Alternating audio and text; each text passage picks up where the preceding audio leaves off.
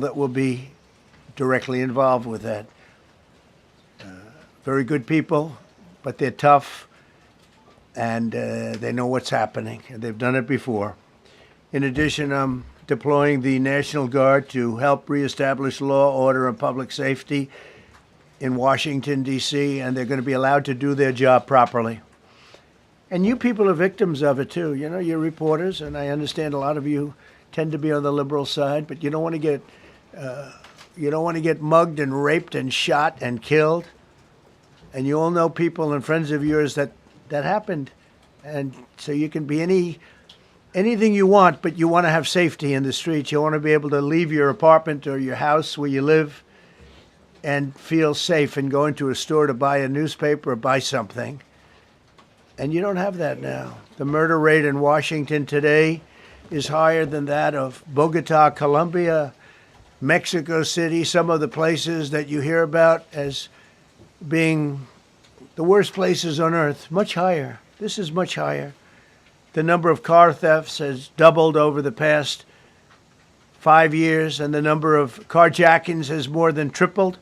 Murders in 2023 reached the highest rate probably ever. They say 25 years, but they don't know what that means because it just goes back 25 years. Can't be worse.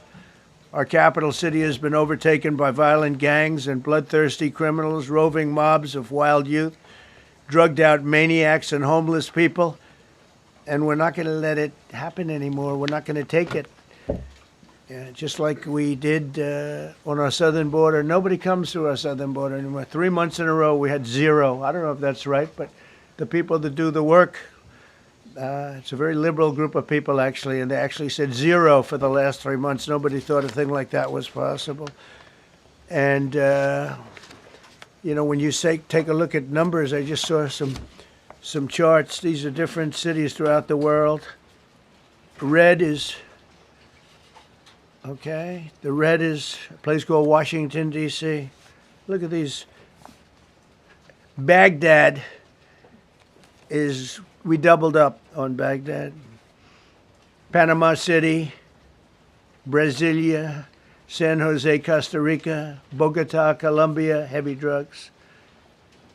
Mexico City, I mentioned, Lima, Peru, all double and triple what they are. So do you want to live in places like that? I don't think so.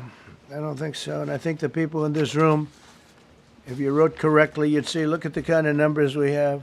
D.C., 41 per 100,000, number one that we can find anywhere in the world. Other cities are pretty bad, but they're not as bad as that. Is that where you want to live? The reporters of the world? Juvenile offenders and crimes against persons, as they say. It's getting worse. Not getting better, it's getting worse. And we had a recent indication. There was a story about a man who was just left. He quit because he was asked to do phony numbers on crime.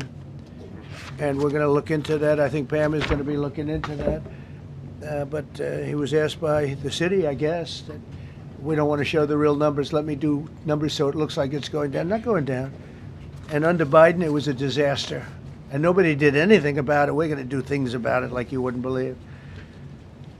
Every American has a constitutional right to be able to access and petition their government in safety, and countless federal officials and employees likewise have the right to carry out their jobs in peace without being shot. As you know, I lost a very good person a while ago, was shot waiting for his wife. He was in the car. They robbed his car. They shot him. They killed him like it was nothing to it. She was walking to the car. It's a horror show. This issue directly impacts the functioning of the federal government and is a threat to America, really. It's a threat to our country. We have other cities also that are bad, very bad. You look at Chicago, how bad it is. You look at Los Angeles, how bad it is. We have other cities that are very bad. New York has a problem. And then you have, of course, Baltimore and Oakland. We don't even mention that anymore. They're so far gone. We're not going to let it happen. We're not going to lose our cities over this. And this will go further. We're starting very strongly with D.C., and we're going to clean it up real quick, very quickly, as they say. Days ago, a former member of the Doge staff was savagely beaten by a band of roving thugs after defending a young woman from an attempted carjacking. He was left dripping in blood. He thought he was dead, with a broken nose and concussion. Can't believe that he's alive. He can't believe it. In June, a 21-year-old congressional intern was tragically killed after being hit by a stray bullet in a drive-by shooting. A former Trump administration official named Mike Gill, fantastic person, was murdered last year in cold blood in a carjacking blocks away from the White House. We all knew him. Great person. Waiting for his wife as she was walking to the car.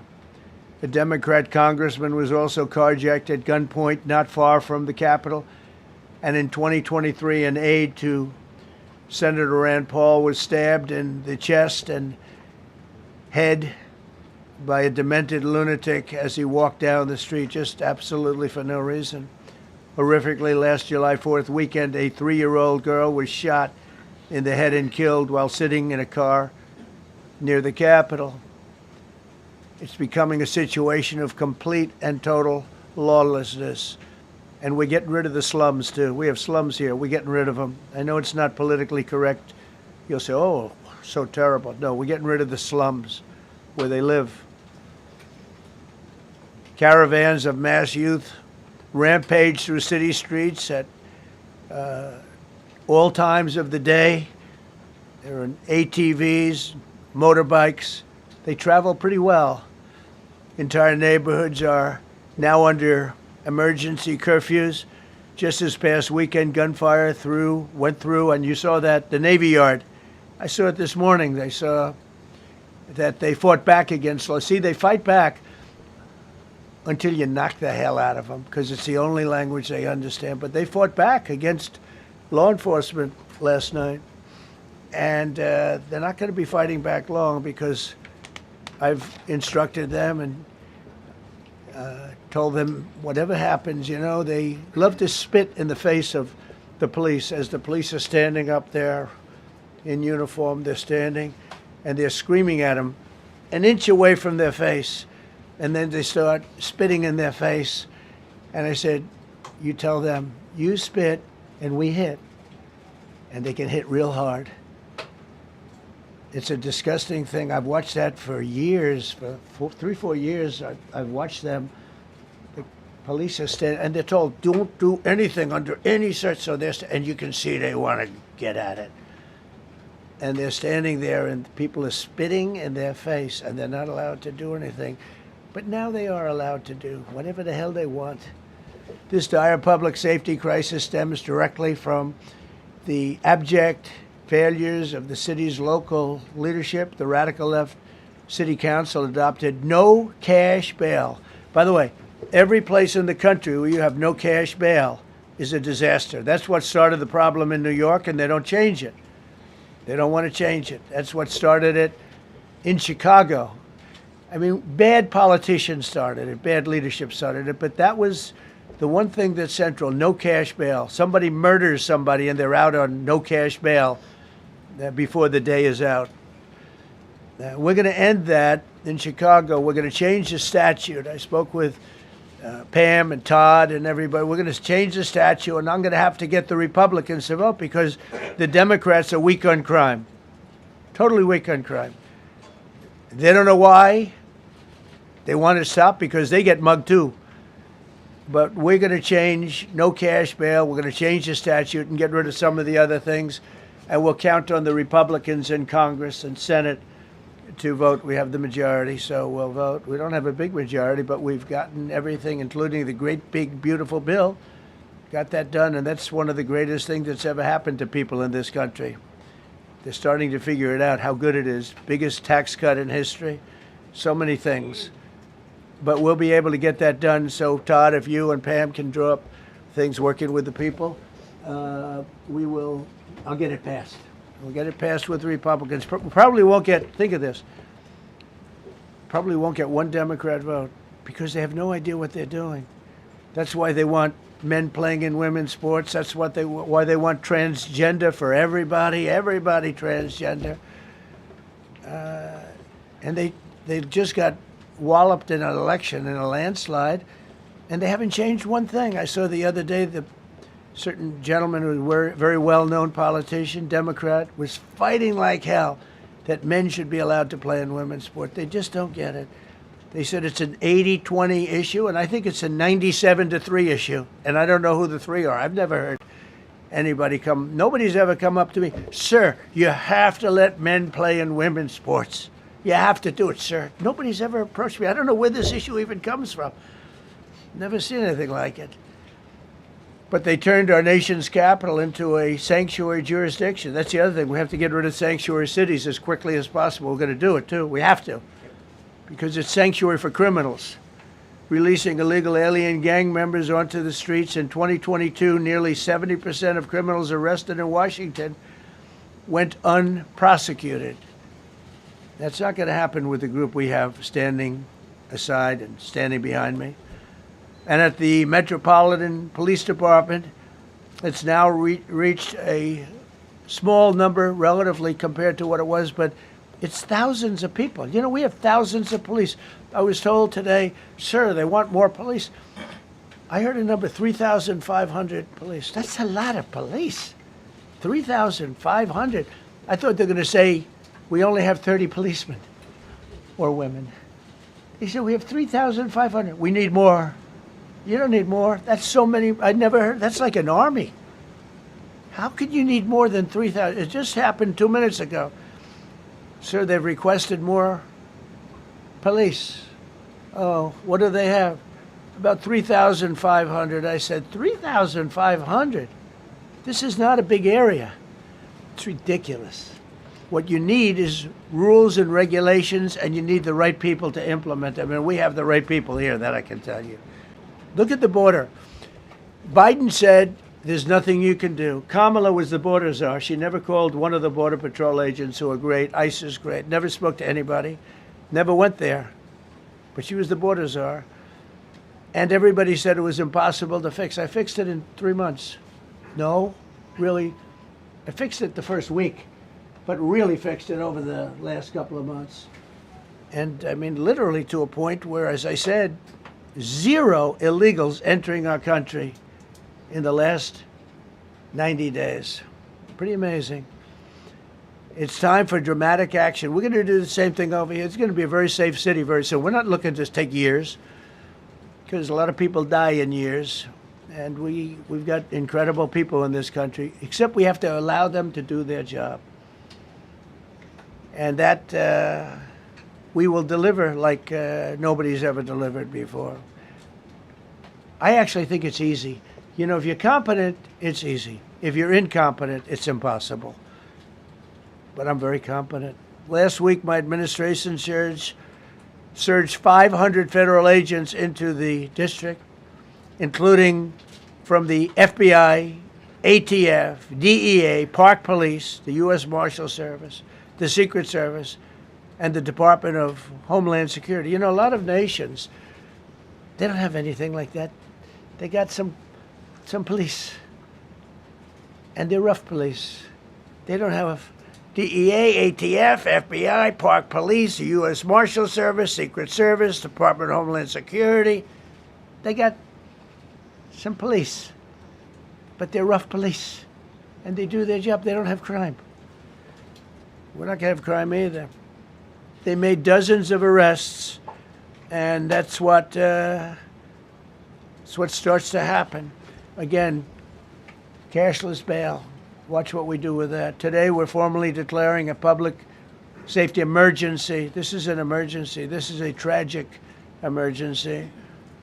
And it's embarrassing for me to be up here. You know, I'm going to see Putin. I'm going to Russia on Friday.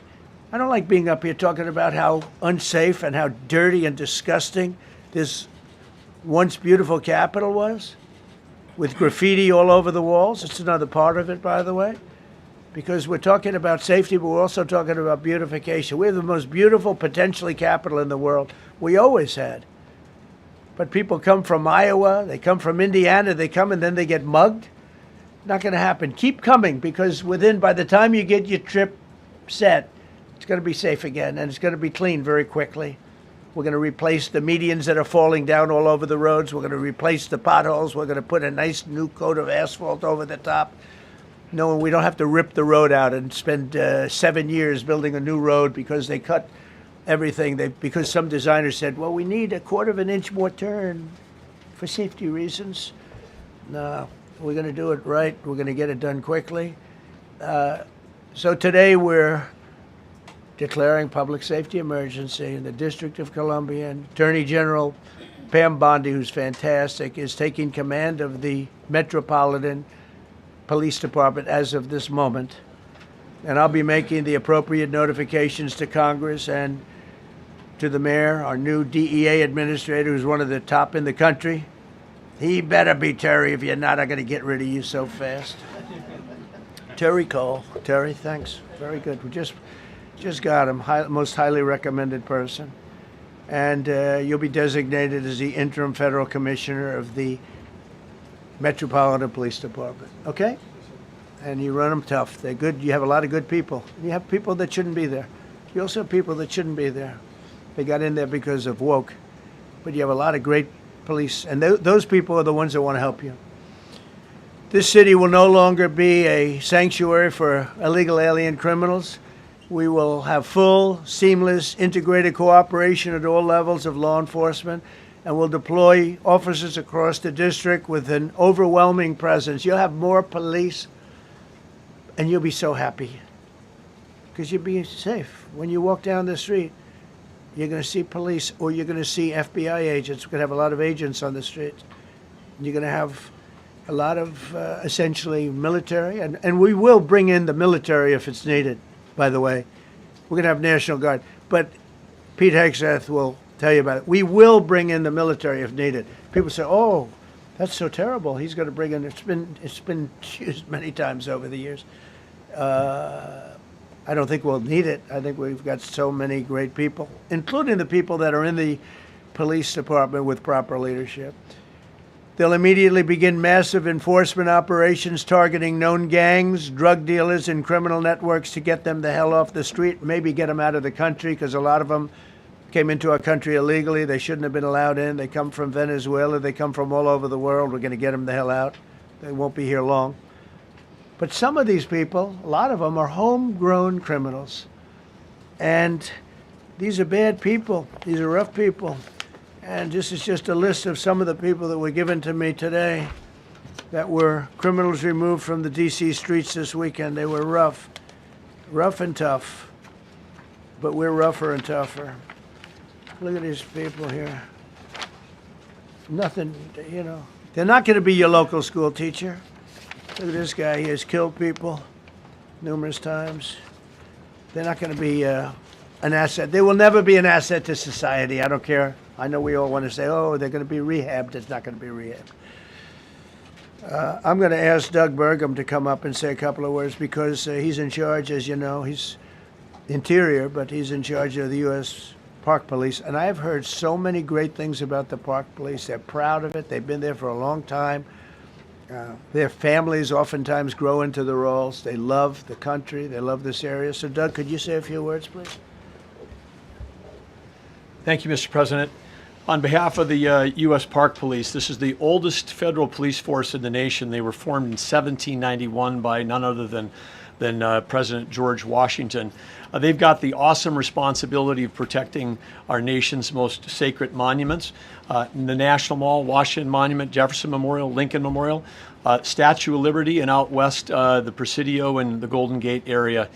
These folks have tens of millions of visitors a year, the kind of people that President Trump's talking about that come from around the country and around the world to see our sacred and learn about our history and our sacred monuments.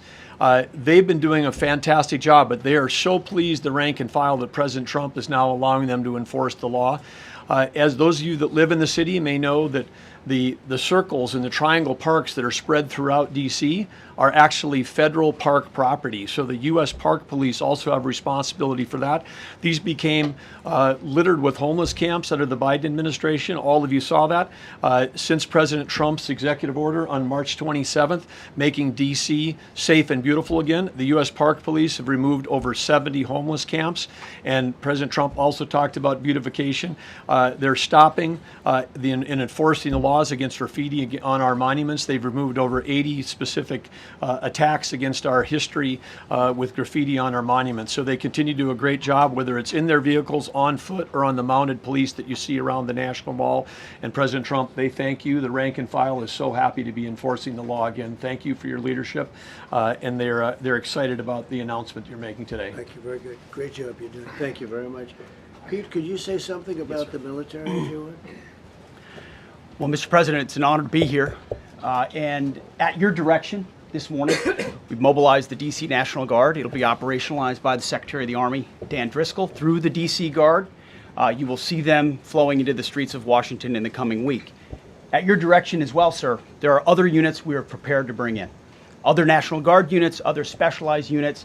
They will be strong, they will be tough, and they will stand with their law enforcement partners. This is nothing new for DOD. As the President noted, at the border, we've got 10,000 troops down there who've been operating in defense cooperation areas, defense zones, where there's zero illegal crossings because of troops on strikers scanning the border. We've been protecting other people's borders for 20 years. It's about time we protect our own, and we're working with ICE and CBP. In Los Angeles, we did the same thing, working with the California National Guard, working with ICE officers. ICE officers deserve to do their job and not be attacked. We will work alongside all DC police and federal law enforcement to ensure this city is safe, this city is beautiful. And as I always say about President Trump to the troops, he has their back. And my message to the National Guard and federal law enforcement in Washington is, we have your back as well. Be tough, be strong, we're right behind you. Thank you, Mr. President. I'm going to ask Pam, because she's now, as you heard me say, she's really in charge of a lot of what we're talking about. She's done an incredible job. People are going to start to see the fruits of her labor. And Pam, maybe you could say a few words about what we're talking about here. Sure, President. Let me be crystal clear. Crime in D.C. is ending, and ending today. We are going to use every power we have to fight criminals here. President, thank you for caring about our capital. Families come here every summer. Our museums are free. We have the National Zoo. We have the National Gallery. DC should be a place where everyone can come and feel safe. Behind me and to my side, we have some of the best career law enforcement and prosecutors in the country who are ready to take this on. As the President said, Terry Cole is going to be supervising the Metro Police Department. Gaddy Serralta, our U.S. Marshal, is going to be supervising command and control, the entire operation. Our Deputy Attorney General, Todd Blanche, and I will be working with them closely, along with our great FBI Director, Kash Patel. Kash is going to talk to you in a minute about what we did in Virginia recently with Governor Youngkin. Many of you covered that, and it was tremendously successful. Not only that, our secret weapon here in D.C. is U.S. Attorney Jeanine Pirro, one of the toughest prosecutors and a former judge, and she is going to be talking about juvenile crime, how it's out of control here, and what she's going to do to fight back. No more crime rampant in our beautiful capital. No more teenage girls beating a disabled man to death.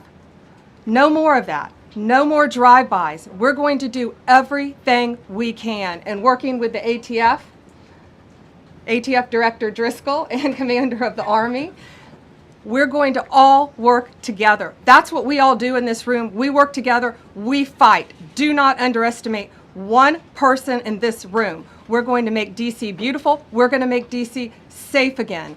One other thing, just at the wharf a few days ago, the area of the wharf, Terry Cole reached out to me, not even nightfall, on the weekend, where so many families and tourists go.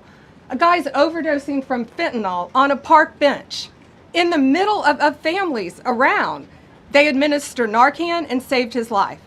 No more of that. The President of the United States is going to clean up D.C., and we're going to be there to help him, and we're going to be successful. Thank you. Thank you, Ben. Cash, talk about Northern Virginia, if you would. Northern Virginia, we had a big success. Thank you, Mr. President. Thank you, Attorney General Bondi, for your leadership, Deputy Attorney General, and the rest of our interagency partners. Mr. President, the following is what happens when you let good cops be cops, and I just want to highlight that before I get into Northern Virginia. This year alone, under President Trump's administration, we've had over 4,000 child victims identified and found. That's a 33% increase from the same time period last year. 33% increase. We've had a seizure of 1,500 kilograms of fentanyl up to this date.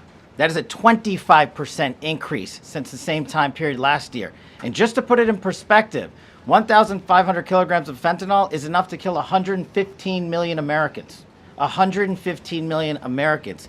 Cops are getting after it. The FBI has arrested 19,000 people this year alone. Thanks to President Trump's administrations, that's double than where we were this time last year. And we have also arrested 1,600 people who have committed violent acts against children. 270 of them are human traffickers of children.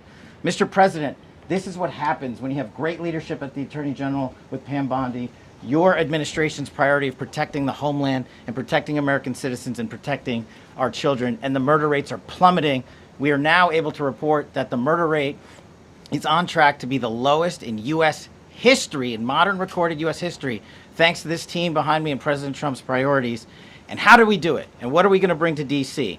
What we did in Northern Virginia, thanks to Terry Cole and Governor Youngkin and the team, we stood up a task force out in my Northern Virginia field office, and we said, let's let good cops be cops, let's get them the intelligence and what they need, and let's get the red tape out of their way, and let's get DOJ partnered up with us to bring great prosecutions, and that's exactly what we did. In 1 month, we arrested 545 violent felons.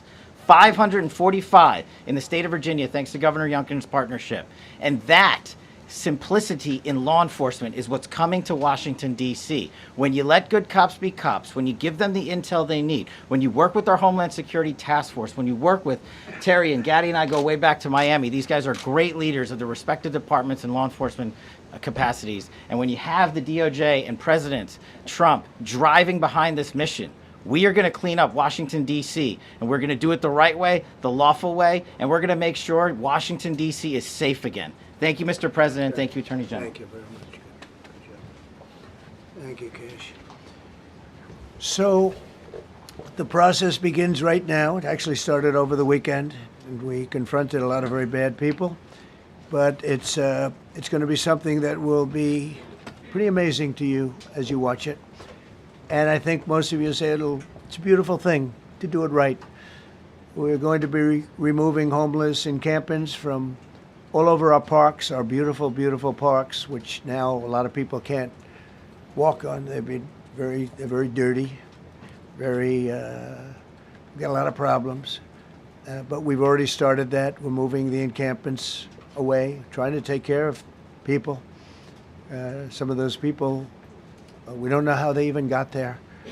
Some of those people are from different countries, different parts of the world. Nobody knows who they are. They have no idea, but they're there.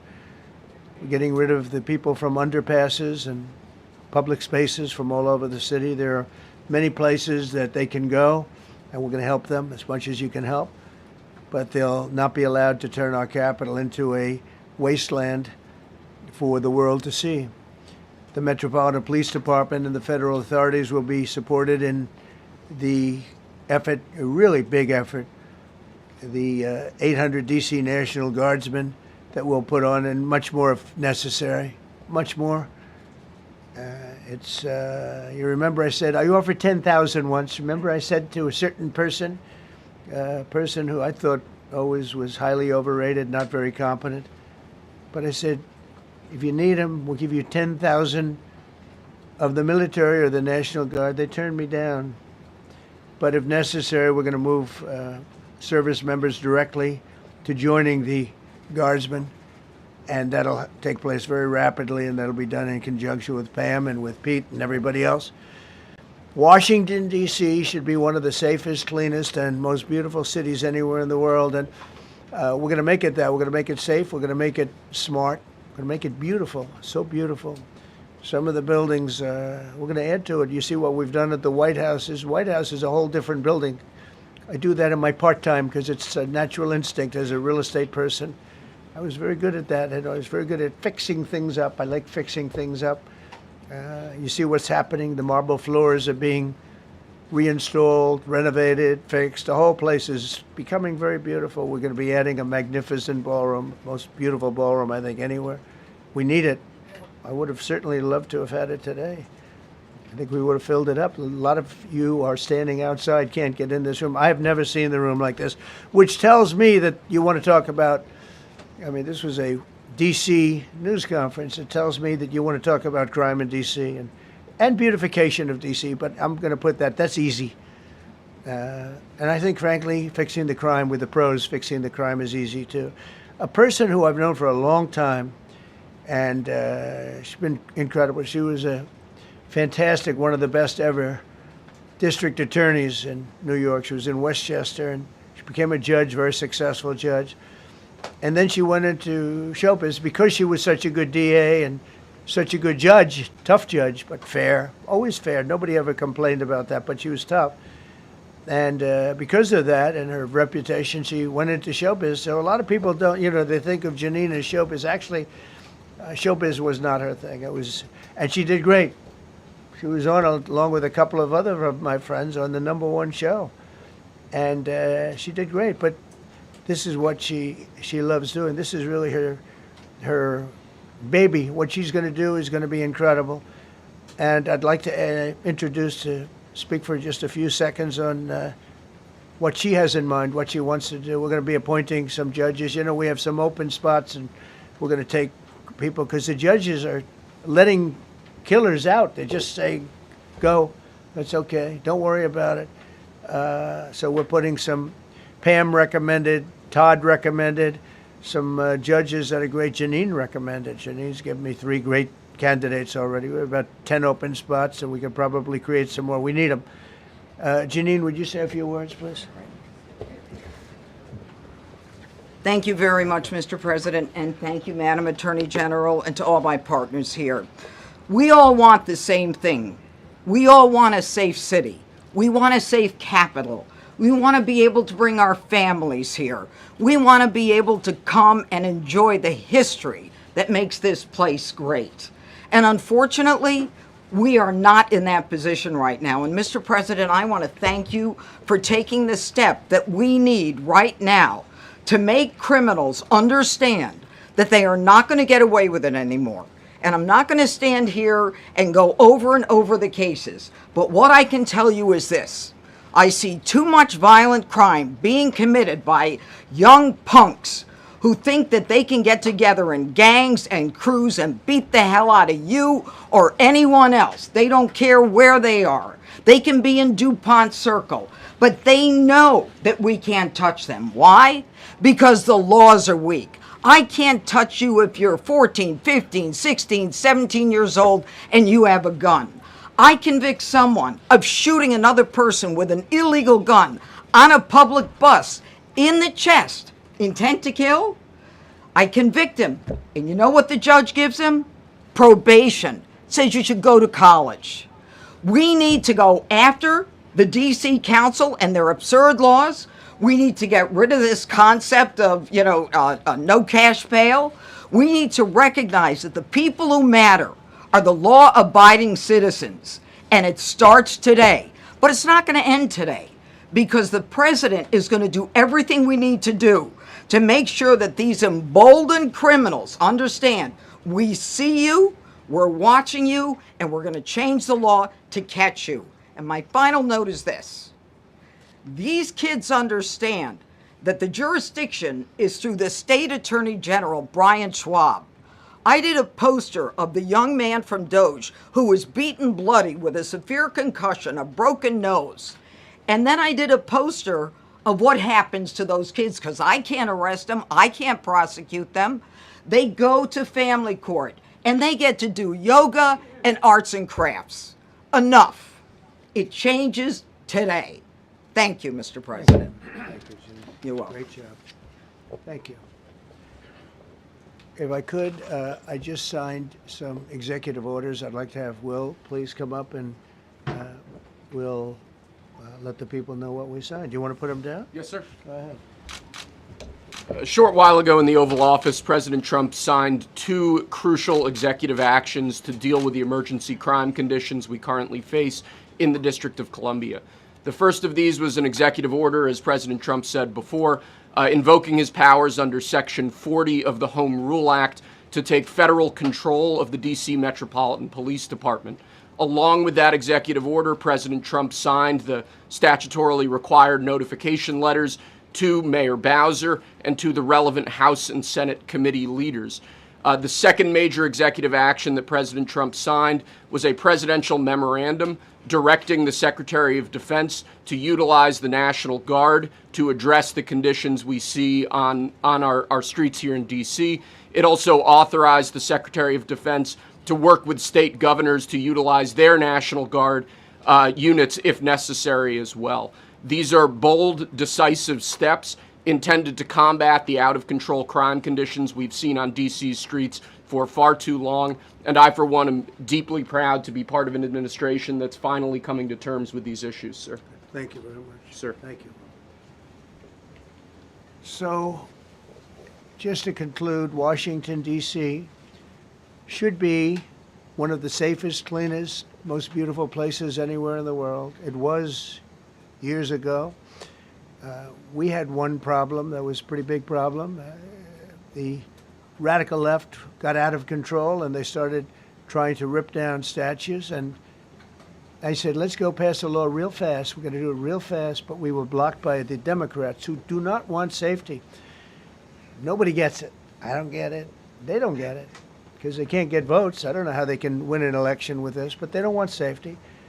And I found an old statute, very old, early 1900s, that said if you so much as touch or even think about destroying a statue or a monument in Washington, D.C., you go to jail for 10 years with no probation, no anything. In other words, slightly different than we have today. Today we have cashless bail. There you get jailed 10 years. No curtailed sentence, 10 years. And we took it out. Nobody used it. It was never used because, you know, it's harsh. And you remember they started to rip down the statue of Abraham Lincoln. I said, that's a tough one to rip down. He was pretty good, Pam. I think he was pretty good. When the ropes started going around Abraham Lincoln to pull him down, Andrew Jackson, others, and they were heading to the Jefferson Memorial, Thomas Jefferson. They're going to do a big number there. I said, it's time. And I signed that statute immediately. We had it updated. We made it use the same language, all passed by Congress. And I announced it's 10 years in jail, no probation, no anything, 10 years, no curtail sentence if you touch, so much as touch a statue in Washington, D.C. And it was an amazing sight, beautiful sight. Everybody just left. The ropes were hanging around Andrew Jackson, and there were two ropes around Abraham Lincoln. They left the rope, but everybody just left. And that was the last problem we ever had. You know, that was the last problem that we ever had with the statues. They were going wild, and somebody came to me and said, sir, in 1910, I don't want to give you an exact because you'll say, Donald Trump gave us wrong dates around like early on. You know, if I'm slightly off, they make you sound a little bad. So I won't put myself in that position. I won't put you in that position because I think everybody agrees with what we're doing today. But when I signed that thing, it was like a miracle. Everybody left. They were gone. They were starting to march down. They started the march toward Thomas Jefferson. And I figured he was always going to be safe. But they found something with him, and they found something with Abraham Lincoln. And even in the name George Washington in California, numerous places changed the name of George Washington High School and various other places. They took George Washington's name. This was a sick, woke culture that I think we've largely ended. And a lot of those people that were woke are now turning out to be the opposite. I won't go so far as to say MAGA. It's a very special category. But they've gotten out of that. But we have people that love this country, and they love this really beautiful capital. It is. I flew over it the other day, and I said, what a beautiful place. But if there's crime all over the streets, when you get there, it doesn't look so beautiful. But we're going to make it beautiful again.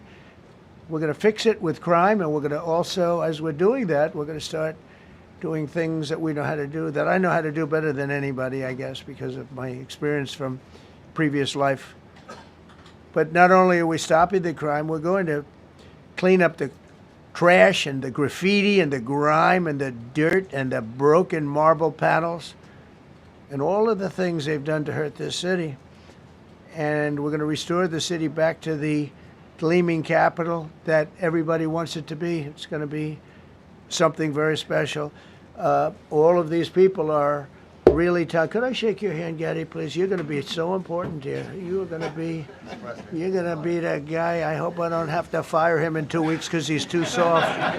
I don't think he's too soft. If I do, I will, though. Is it okay if you're soft, weak, and pathetic like so many people? I will fire you so fast. You're not going to have to worry about that. No, I think you're going to do a fantastic job. And everybody in this room, they may not express it, but they all want that to happen. You know, they want to be safe, and they have families too. So it's an honor to have such a large group. I've done this for years now, hard to believe. I've never seen this room so packed. In fact, I'm sure it's a violation of every fire code. But we'll let you stay anyway. You're taking a chance. And with that, we'll say, maybe if you could, oh, wow. We could be here all day long. If we could keep the first questions, perhaps, to this subject, and then we'll go on to a few others. Please. Mr. President, thank you so much. Can you talk about how personal of an issue this is? You talked about flying over the Washington Monument and seeing the pride of what D.C. is, and do you believe that the status of the city, the cleanliness, the way that crime is low, is a direct reflection on how the country is run? Yeah, I do. I think the Capitol, look, everyone comes here. They're all coming.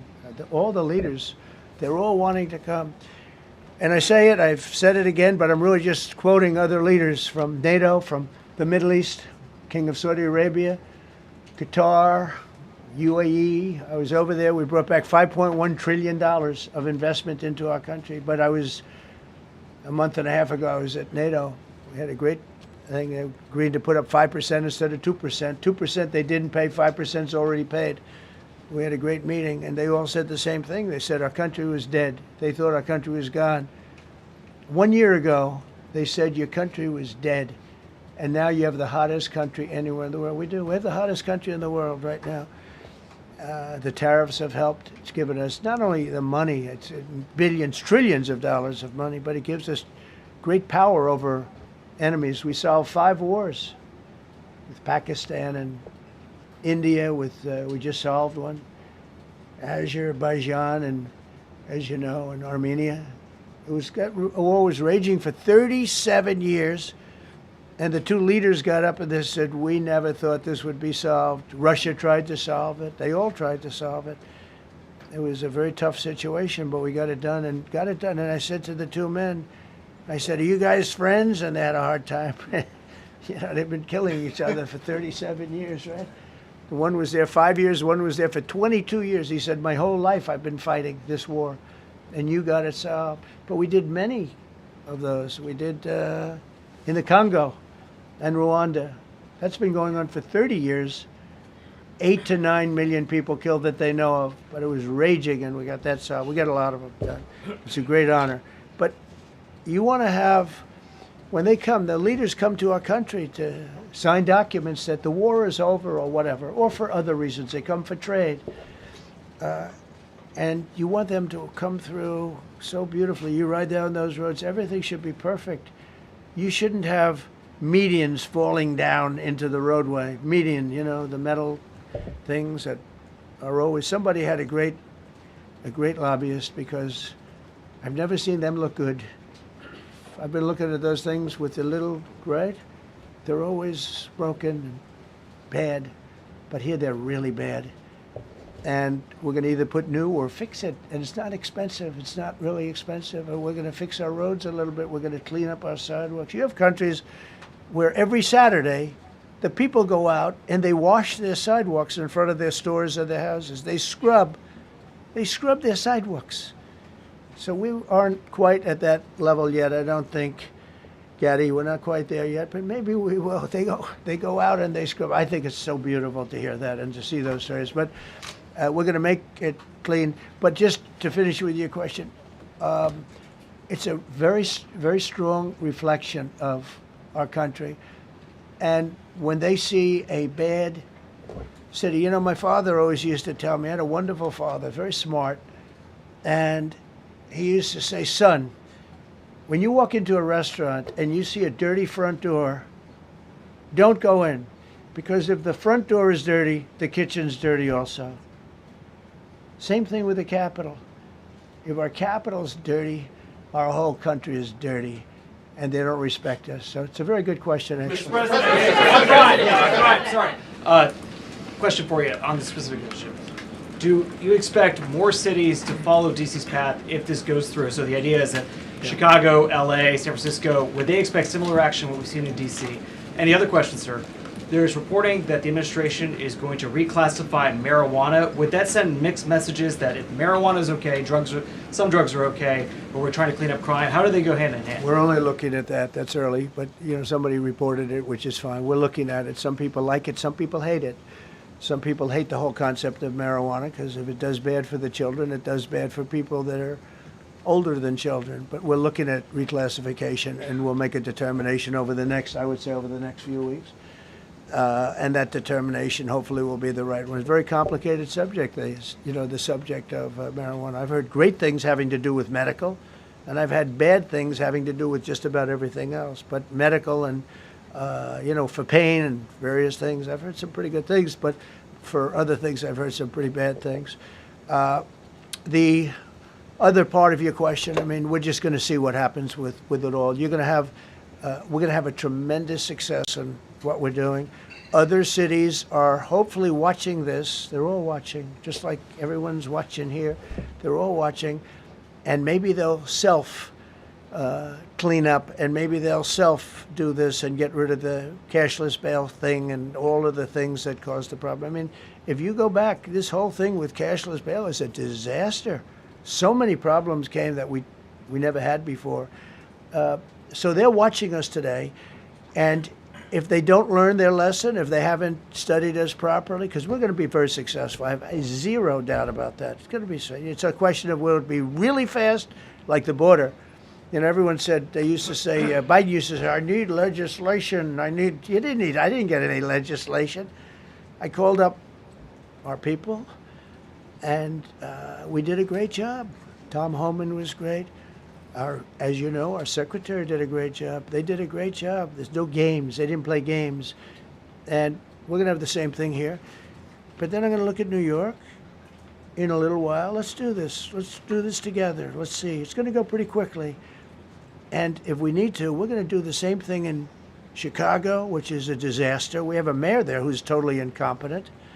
He's an incompetent man. And we have an incompetent governor there. Pritzker's an incompetent. His family threw him out of the business, and he ran for governor. And now I understand he wants to be president. But I noticed he lost a little weight, so maybe he has a chance. You know, you never know what happens. But Pritzker's a gross incompetent guy, thrown out of the family business. But when I look at Chicago and I look at L.A., if we didn't go to L.A. 3 months ago, L.A. would be burning like the part that didn't burn. If he would have allowed the water to come down, which I told him about in my first term, I said, you're going to have problems. Let it come down. We actually sent in our military to have the water come down into L.A. They still didn't want it to come down after the fires. But that was it. We have it coming down. But hopefully L.A. is watching. That mayor also. The city's burning. They lost like 25,000 homes. I went there the day after the fire. You were there. And I saw people standing in front of a burned down home. It was, their homes were incinerated. They weren't like, even the steel was literally, it was all warped and literally disintegrated because of the winds and the flame and the whole thing. It was like a blowtorch. They were standing on this beautiful day, maybe a couple of days after. We gave it a little time because what they had suffered. Almost 25,000 homes. And you see what's happening now. They didn't give their permits. I went to a town hall meeting. I said, we're going to get you the federal permits, which are much harder. Almost immediately. Lee Zeldin is a star. He did an incredible job. They have all their federal permits. They don't have their city permits. And the mayor said to me, we think we could have them in 2 years. I was walking down the street, and I met with firemen and police. And I was saying hello to many people that were standing in front of their homes with yellow tape. You can't go in. You can't go onto the lot. And those people wanted to start rebuilding their homes then and there. And the mayor said, we should be able to get them the permits within 2 years. I said, that's a shame. 2 years? Are you kidding? I'm going to get them the federal permit like almost immediately. 2 years. And she drew it back. Well, maybe 1 year. The place was booing her out of the place. They don't have their permits to build their homes. And now they're talking about putting, this is among the most beautiful areas was in the country. Now they're talking about putting low-income housing there. Can you believe this?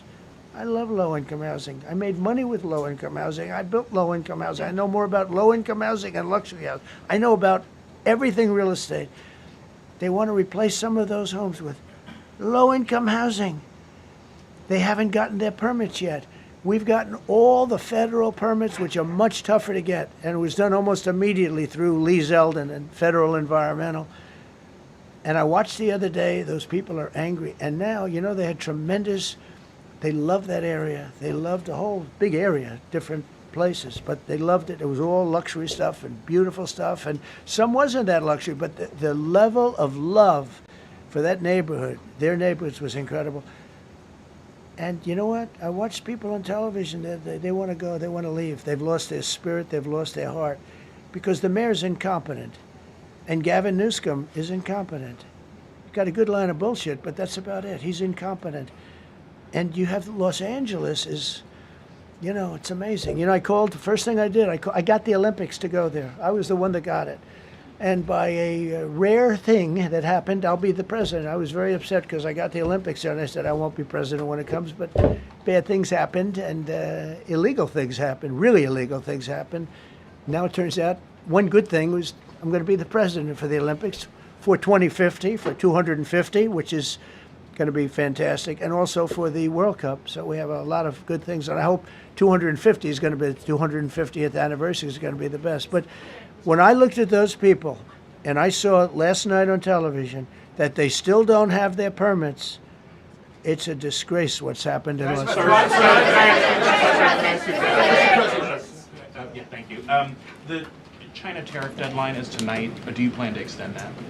We'll see what happens. China's been, we've been dealing very nicely with China, as you probably have heard. They have tremendous tariffs that they're paying to the United States of America. And we'll see what happens. They've been dealing quite nicely. The relationship is very good with President Xi and myself. President, you mentioned your upcoming meeting with President Putin. Can Yeah. you tell us what you hope to get out of that and whether you'll consider inviting President Zelensky to join? So you have to understand, this is a war that should have never happened. This is a war that wouldn't have happened if I were president. It would have never happened. It was the apple of his eye. I got along very well with President Putin. But if you look, under President Bush, they took a lot of territory. Under President Obama, they took a lot of territory. Under Biden, they essentially took the whole thing. You know, it's just a question of time. Under Trump, you know what they took? Nothing. I was the one that said, you can't build your pipeline. That was half built. I came in, I stopped the pipeline. It's called Nord Stream 2. Nobody knows that, you know. Nobody ever heard of Nord Stream 2. You might have not even heard it. Biggest pipeline in the world. I stopped it. I was not a friend of Russia, but I got along well with Putin. It's always good to get along with other countries if possible, but that doesn't mean you roll over like Biden did. Biden came in and he immediately approved the pipeline. I couldn't believe it. Then they say Trump wasn't tough on Russia. I wasn't tough. I was the toughest. Putin said, if you're not tough, I would hate like hell to see you. I stopped the biggest economic development job, the biggest job that Russia had ever built. I stopped it. It was dead. And this low IQ president came in and he let them build a pipeline and supply oil and gas all over Europe, you know. So this is really a feel-out meeting a little bit. And President Putin invited me to get involved. He wants to get involved. I believe he wants to get it over with. Now, I've said that a few times, and I've been disappointed because I'd have like a great call with him, and then missiles would be lobbed into Kiev or some other place, and you'd have 60 people laying on a road dying. I said, that's cold, that's cold. But it's a violent war. 5,000 to 7,000 people a week are dying. And you know, there's nobody from here. They're all Russian and Ukrainian people, and some people from the cities, much smaller number, but still, those missiles do damage and they kill a lot of people, but mostly soldiers. And they're young soldiers, although in the case of Ukraine, they're getting much older. They're drafting 60-year-olds now. It's a terrible thing to witness, and I think I have an obligation. Look, this is Joe Biden's war. This is not my war. I made a deal with NATO a month ago. You covered it very accurately, actually. We don't pay anything anymore. You know, we're not paying anything. They are buying things from us, and NATO is paying us. I got it raised from 2% of GDP to 5%. And they're paying us for everything that we send. We're not paying. But Biden approved $350 billion. Europe has spent $100 billion. The money that's been spent and the death is incredible. It's the worst thing that's happened, by far the worst that's happened since World War II. So I'm going in to speak to Vladimir Putin, and I'm going to be telling him, you got to end this war, you got to end it. And he wasn't going to mess with me. This war would have never happened. You know, we had a discussion about it one time, and we never had that discussion again. Would have never happened. And when the election was rigged, and then Biden took office, which was barely took office. The auto pen took office. Bad things started happening. Bad things, stupid things were said. And it ended up in a war. And you know, and I don't believe this will happen anymore because I have that pretty well covered. This could end up in a third world war. This could have been a third world war. I don't think that's going to happen now. But I thought it was very respectful that the president of Russia is coming to our country as opposed to us going to his country or even a third party place. But I think we'll have constructive conversations. Then after that meeting, immediately, maybe as I'm flying out, maybe as I'm leaving the room, I'll be calling the European leaders who I get along with very well. And, you know, I have a great relationship, I think, with all of them. And I get along with Zelensky, but, you know, I disagree with what he's done. Very, very severely disagree. This is a war that should have never happened, wouldn't have happened. But I'll be speaking to Zelensky. The next meeting will be with Zelensky and Putin, or Zelensky and Putin and me. I'll be there if they need. But I want to have a meeting set up between the two leaders.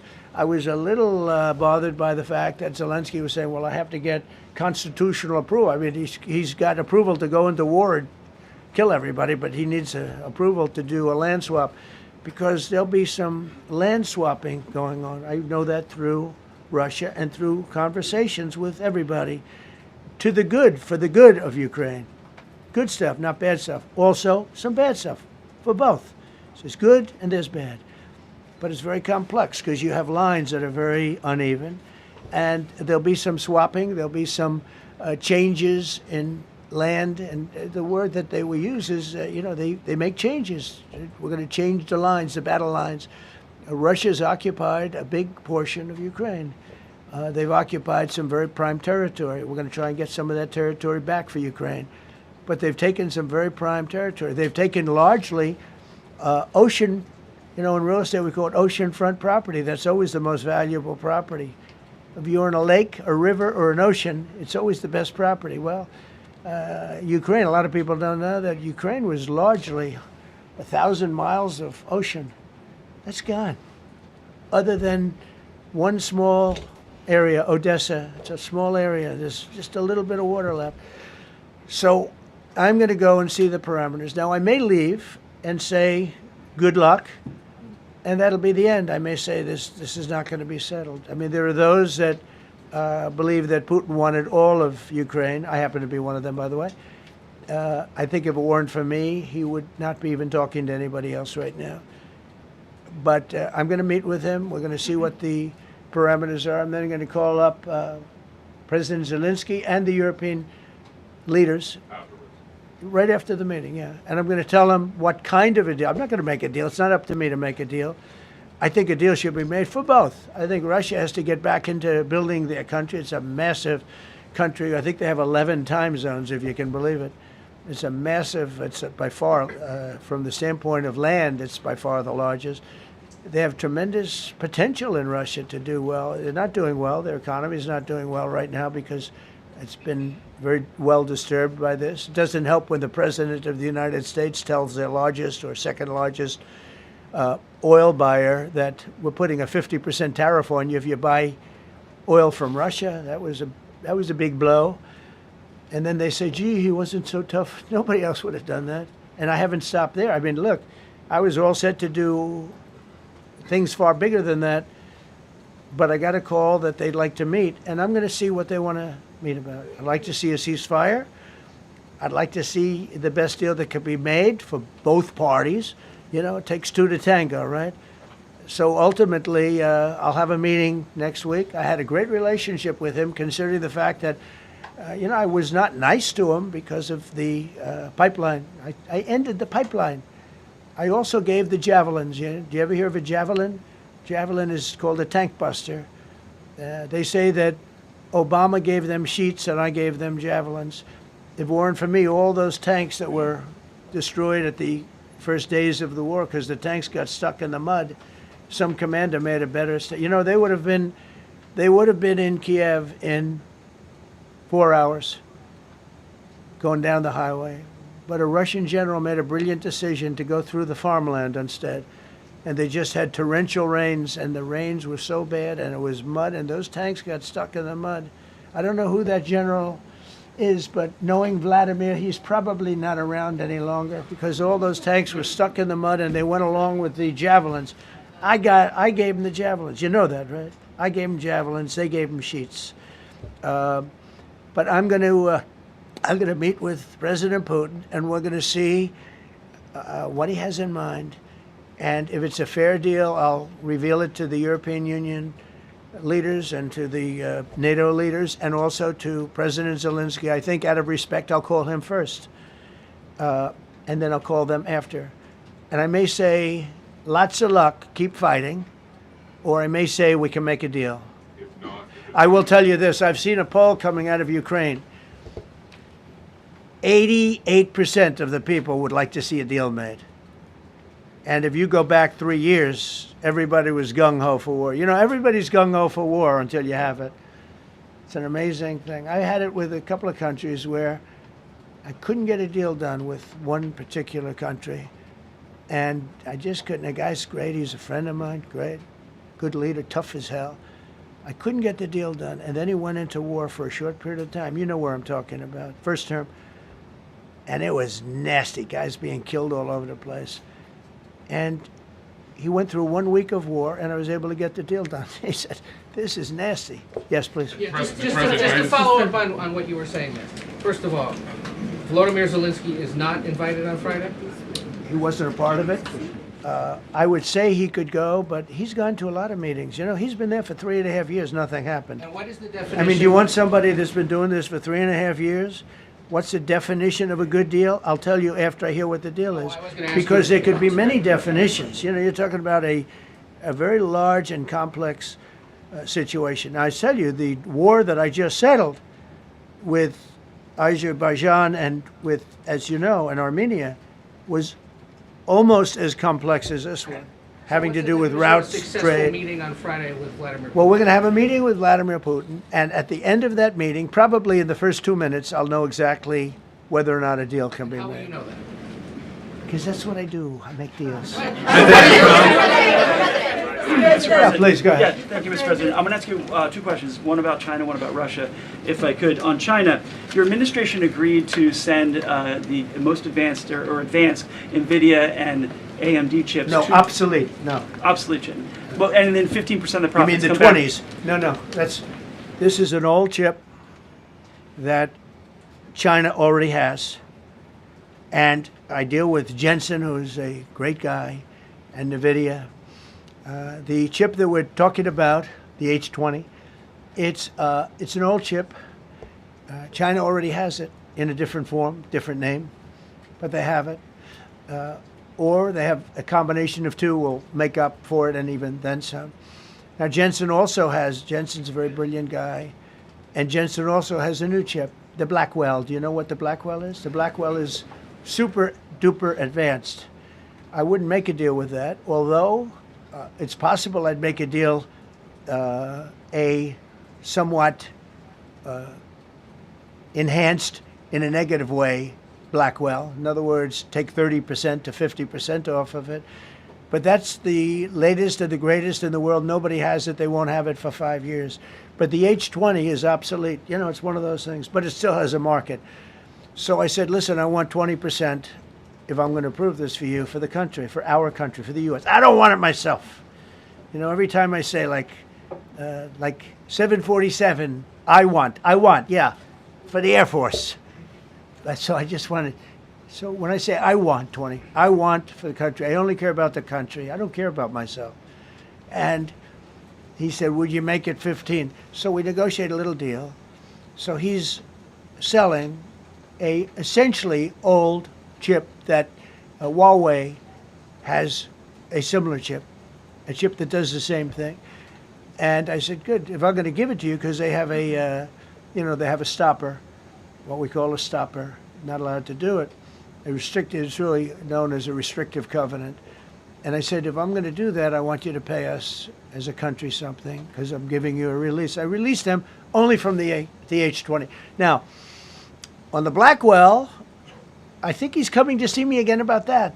But that will be a unenhanced version of the big one. Like, I don't know if you know it, we will sometimes sell fighter jets to a country and we'll give them 20% less than we have. You know what I mean, right?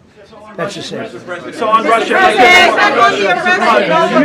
do you see a time, Mr. President, when there could be normal trade between the U.S. and Russia? Should your meeting go well, should there be peace? I do, yeah. Russia has a very valuable piece of land. If Vladimir Putin would go toward business instead of toward war, it's a warring nation. That's what they do. They fight a lot of wars. A friend of mine said Russia's tough because they just keep on fighting. They beat Hitler, so did we, and they beat Napoleon. They've been doing this for a long time. I asked a question to a very, very smart man that some people like and some people don't like. Viktor Orban, right, from Hungary, the head of Hungary, and he's in that same area and knows the two countries very well. I said, this was before Biden didn't do anything to get us out of it. He could have gotten us out of that. It would have never happened. I said, so can Russia be beaten by Ukraine? He looked at me like, what a stupid question. He said, Russia's a massive country, and they win their country and they win their life through wars. They fight wars. That's what they do. He said, China beats you with trade. Russia beats you with war. That was a very interesting statement. China's not beating us with trade, not when I'm in charge. But they were beating Biden with trade, but they never beat us with trade. Don't forget, China had to pay $400 billion worth of tariffs when I was last time. That was last time. And if we didn't have COVID, all of this stuff we would be loaded. We're finding hundreds of billions of dollars of cash is pouring into our country now because of tariffs. And all we're doing is we're doing what they do to us. It's so beautiful to see it. They found last month, as you saw, $25 billion of excess cash flow. They're saying, where did it come from? I said, I'll tell you where it came from. It came from a place called tariffs, and we're doing very well. We're really doing well. But I expect to have a meeting with Putin that I think it'll be good, but it might be bad. And I'm here for one reason. to get rid of a war that somebody else started. Should have never happened. And if I could end it, great. Complex war, a lot of bad blood, But Zelensky's been there for 3.5 years. So if you put him in a room, now I will say this, ultimately I'm going to put the two of them in a room. I'll be there or I won't be there. And I think it'll get solved.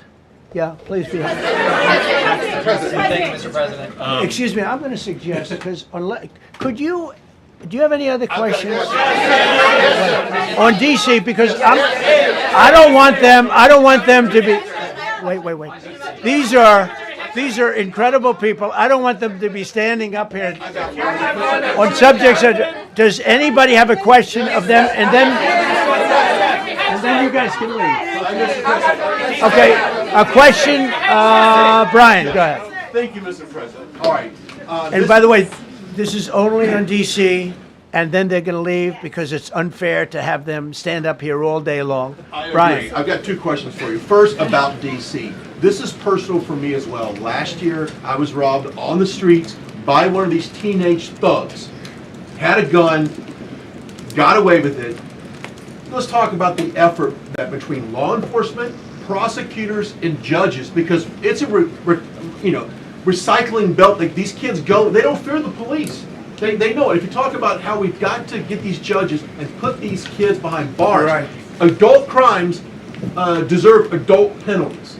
And my second question, I'll after you answer that, please. Do you want me to answer? Or whoever wants to take it. Okay. It's real. Do you want me to answer it? Here's the problem.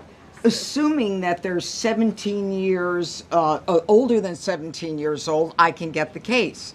If they're under 18 years of age, I can only get the case if it's murder, rob one, rape, or even if they shoot a gun but don't kill you, I can't get it.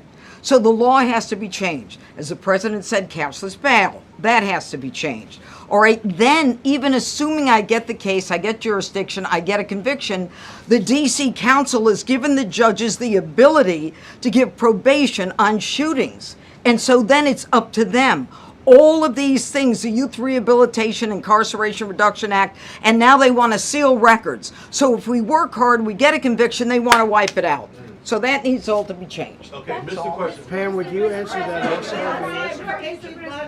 Yeah, and just back to that topic, let's be clear though, we're going to charge them and we're going to track every single thing they do throughout every step of the court process and report back to you and let all of you know what's happening to them, because the people who are prosecuting them, the judges who are trying them, they also need to be held accountable. Mr. President, you also made a comment. You made a comment in your walk here. This is the most people we've ever seen in this briefing. I've never seen ever, right? I've never seen any. Where's Caroline? Where's my superstar? Caroline. Is Caroline in the back?